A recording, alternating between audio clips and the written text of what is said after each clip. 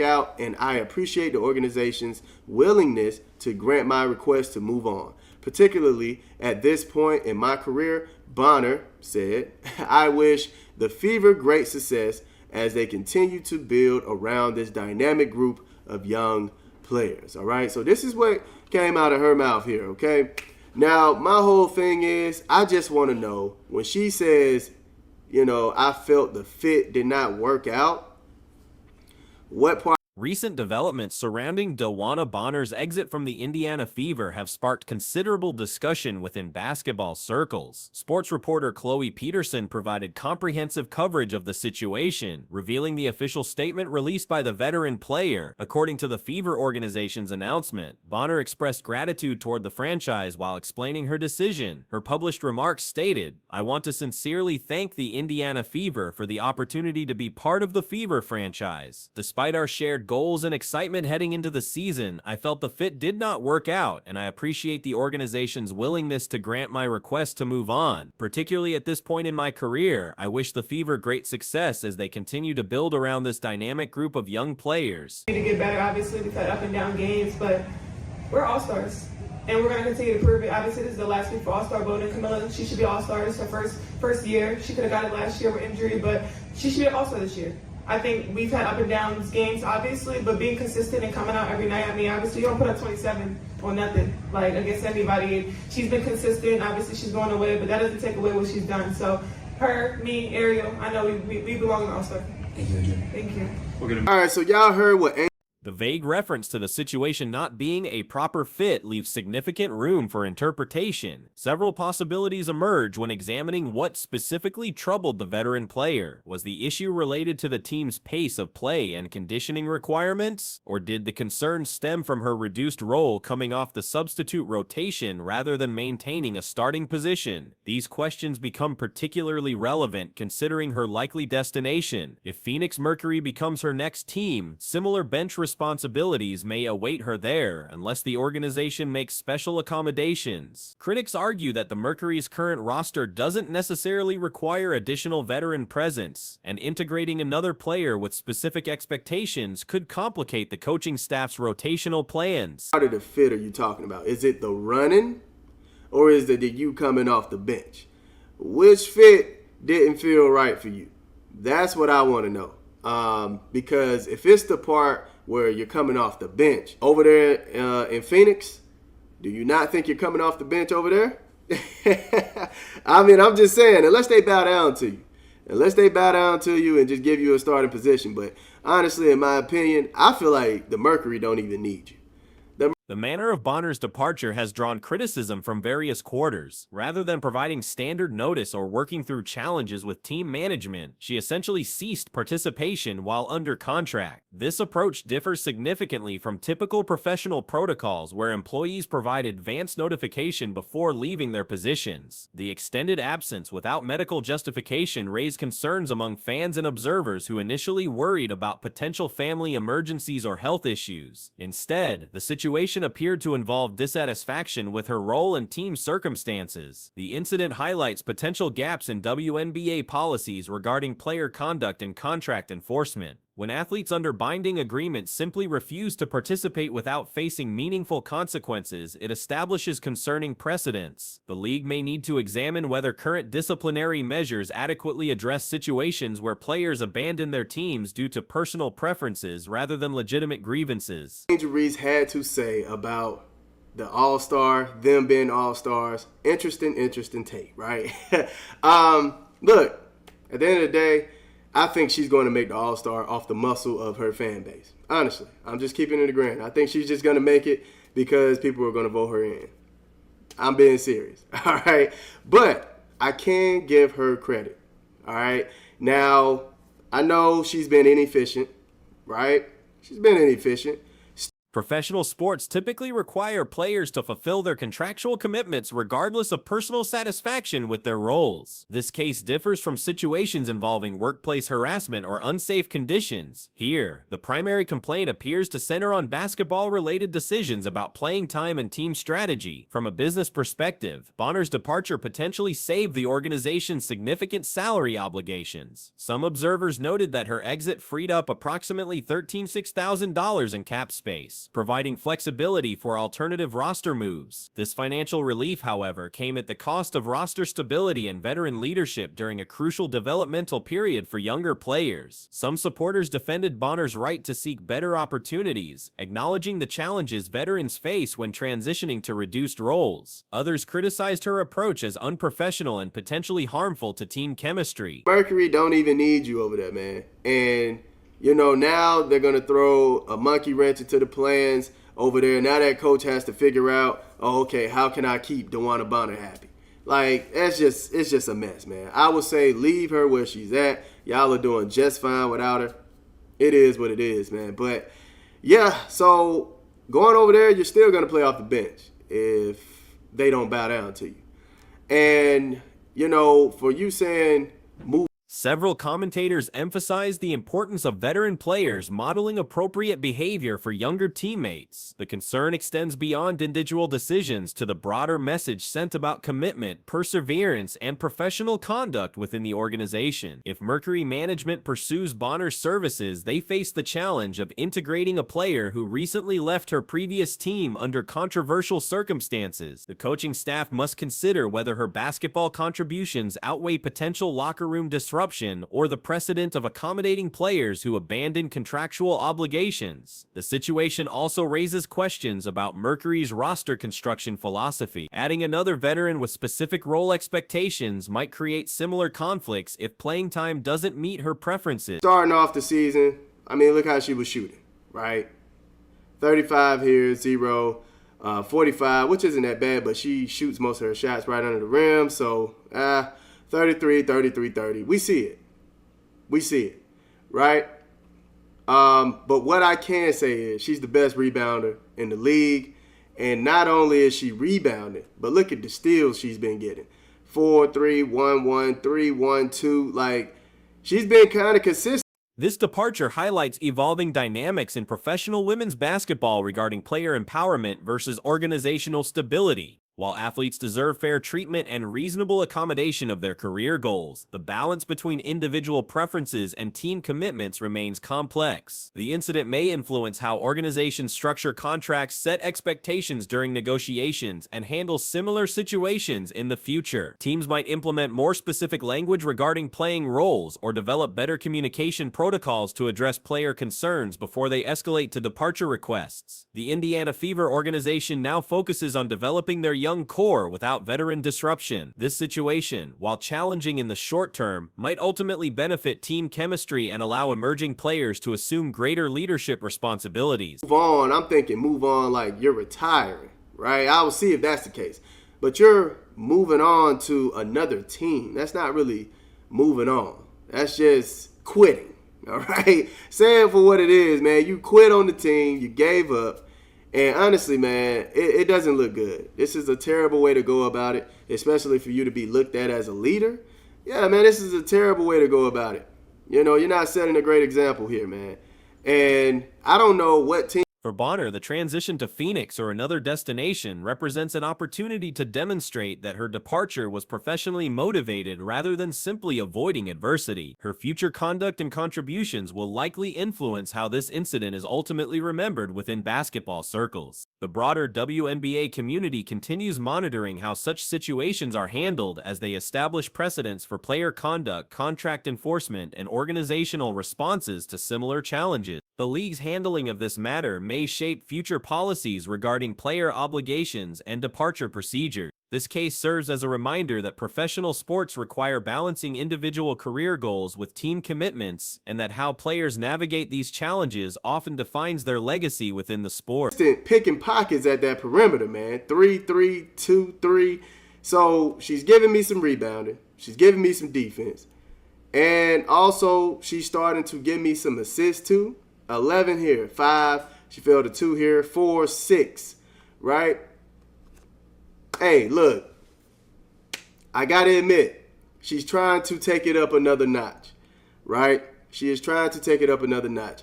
And then last night, let's just talk about last night real quick.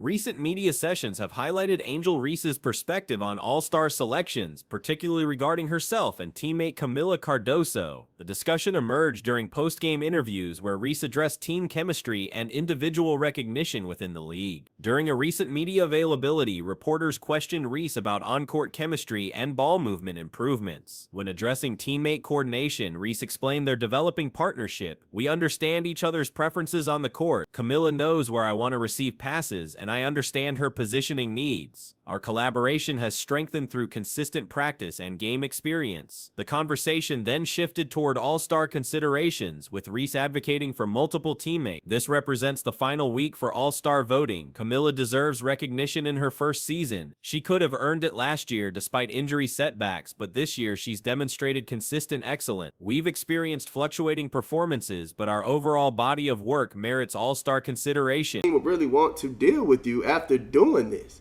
You sat out how many games? You sat out way too many games, man, without, any consequences or anything like that. I think the WNBA needs to get a hand on that as well. I'm going to talk a little bit more about that, but you sat out X amount of games, man, and there was nothing wrong with you. You were just pouting.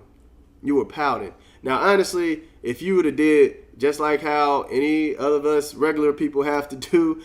Reese continued her endorsement. "Camila doesn't achieve 27 points against quality opponents by accident. Her consistency has been remarkable. Even with upcoming absences, her contributions remain undeniable. Camila, myself, and Ariel all belong among the league's elite players." Examining Reese's season statistics reveals areas of both strength and concern. Her shooting efficiency has shown inconsistency, with percentages fluctuating between 30. However, these numbers require context, as many attempts occur in close proximity to the basket where higher percentages typically occur. Despite shooting struggles, Reese has established herself as the league's premier rebounder while contributing defensively through steal accumulation. Recent games show steal totals of 4-3, 1-1, 3-1, and 2 respectively, demonstrating consistent defensive pressure and court awareness. Quick. The Twin Towers, they were phenomenal, all right? They were phenomenal. They did an exceptional job out there on the Sparks. I get it, the Sparks are under 500 team, but at the same time, they got it done, and they look really, really good out there playing together. So I have to give her props for that. She dropped 17 rebounds, 18 points, 6 assists, 4 steals, shot 6 of 12 from the floor, 50%. Give it up for her, man. She did her thing out there. Her playmaking has also evolved, with assist numbers improving throughout the season. Recent performances show totals of 11, 5, 2, 4, and 6 assists, indicating expanding court vision and willingness to facilitate team offense. The most recent contest against Los Angeles showcased what analysts termed the Twin Towers effect between Reese and Cardoso. Despite facing an under-500 opponent, both players delivered impressive statistical outputs that demonstrated their potential synergy. Reese contributed 18 points and 17 rebounds while adding 6 assists and 4 steals. Her shooting efficiency reached 50% on 12 attempts, representing significant improvement from earlier season struggles. The performance highlighted her evolving role as a multi-dimensional contributor rather than solely a scoring option. Give the 2-week notice at the job, right? Give the 2-week notice and then end up quitting after the 2 weeks. But fam, you ended up just straight out quitting, right? You just flat out quit it. No notice, nothing. You just sat out and quit it. Like, fam, come on, man. That is a terrible way to go about it. Terrible way. You had people wishing that everything is okay with your family. You had people worrying about you, right? And this statistical line exemplifies what many consider Reese's optimal contribution pattern: strong rebounding, defensive activity, and improved ball movement while maintaining reasonable shooting efficiency on limited attempts. Basketball analysts suggest Reese's primary value lies in areas beyond scoring. Her rebounding dominance, defensive disruption, and increasingly sophisticated passing create impact that transcends traditional offensive metrics. The consensus indicates her shot attempts should remain in the 11-13 range per game. maximizing efficiency while emphasizing other strengths. Recent triple-double performances support this assessment. In one notable game, Reese achieved 13 rebounds, 11 assists, 3 steals, and 2 blocks on just 7 shot attempts. Off the muscle of her getting rebounds, giving me some assists, like trying to take that up a notch. She's been giving me defense with the steals. Of course, I want her to give me the blocks, what she was doing in these 3 games here. She gave me a block in these 3 games, gave me 2 in this one. So she's trying to pipe up the defense. And, you know, honestly, her role is not to score a bunch of points. In my opinion, I don't think she should be scoring 20, 25 points. I don't think that's her role.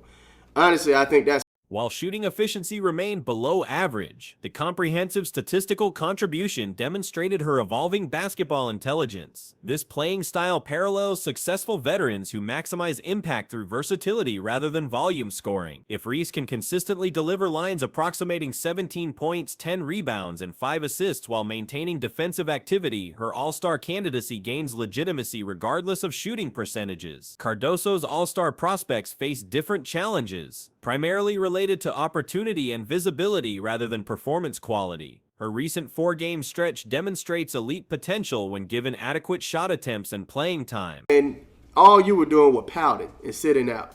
That's ridiculous, man. It's childish, it's unprofessional. But I do feel like the WNBA have to do something about players doing this, man. You can't allow players to just sit out and do whatever they want, especially with them being signed to a contract. Fam, are we kidding?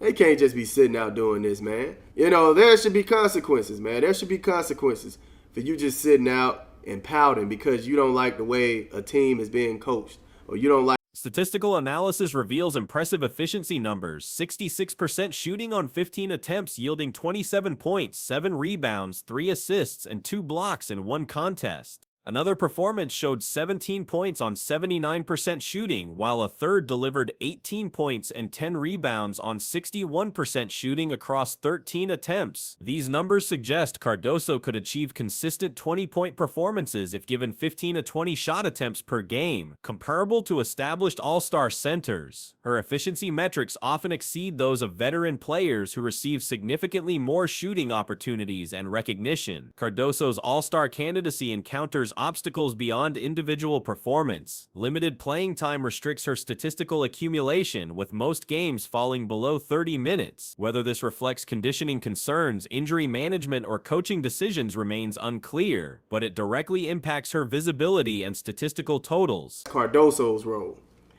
Her role is exactly what she's doing. And I don't think like 12, 11, 13. 13 is the max when it comes to how many shots I think Angel Reese should be putting up. 13 is the max. After that, it's like, hey, let's turn to Alyssa Thomas. Let's try to get some assists. Let's try to rebound. Let's try to push the floor. You try to do those things. Let's see if you can get those up, right? Let's see if you can turn to Alyssa Thomas. That's what I want to see. If she can do that, man. The height and physical demands of her position typically limit playing time for players of her stature. However, comparison to other all-star centers suggests room for increased utilization if conditioning and game flow permit extended minutes. Fan voting represents another challenge, as Cardoso lacks the established fan base of veteran all-stars. Her first-year status and limited national exposure make voter recognition more difficult despite statistical excellence. The all-star selection process balances multiple factors including fan voting, player performance, team success, and media narrative. Reese's established fan base likely provides significant voting support, potentially overcoming efficiency concerns through popular appeal. Like a way a coach is, using you on a team, not even treating you unfairly, not even disrespecting you, not even, not the stuff going on over there in Seattle with the allegations and stuff like that. Not that type of stuff. You just don't like the way the team is playing. That's crazy, man. That's crazy. I mean, my mind is still blown about that, man. We just allow her to sit out for weeks. Weeks.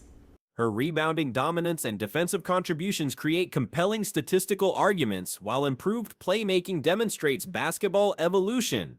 The combination of quantifiable impact and fan support positions her favorably for selection. Cardoso faces steeper challenges despite potentially superior efficiency metrics. Limited exposure, reduced playing time, and first-year status work against her candidacy, though her performance quality merits serious consideration. When evaluating both players against current All-Star standards, interesting parallels emerge. Several established All-Stars have experienced efficiency struggles while maintaining selection based on overall impact and reputation. Reese's rebounding and defensive numbers compare favorably to All-Star forwards, while her improving playmaking adds dimension typically valued in All-Star selection. Her shooting concerns mirror those of other recognized players who contribute through alternative methods. She don't need to be scoring 20, 30 points.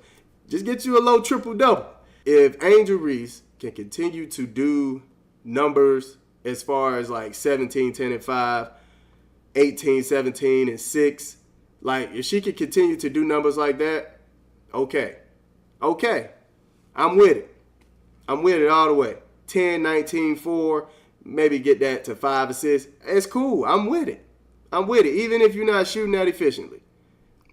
Cardoso's efficiency metrics often exceed those of veteran All-Star centers, but opportunity disparity complicates direct comparison. Her per-minute production suggests All-Star caliber performance when extrapolated to typical starter minutes. Both players' All-Star campaigns reflect broader questions about evaluation criteria and opportunity distribution. Reese's case demonstrates how comprehensive impact can overcome efficiency concerns when combined with fan support and narrative appeal. Cardoso's situation highlights challenges facing rookie players regardless of performance quality. Her statistical excellence provides foundation for future All-Star recognition as playing time and exposure increase.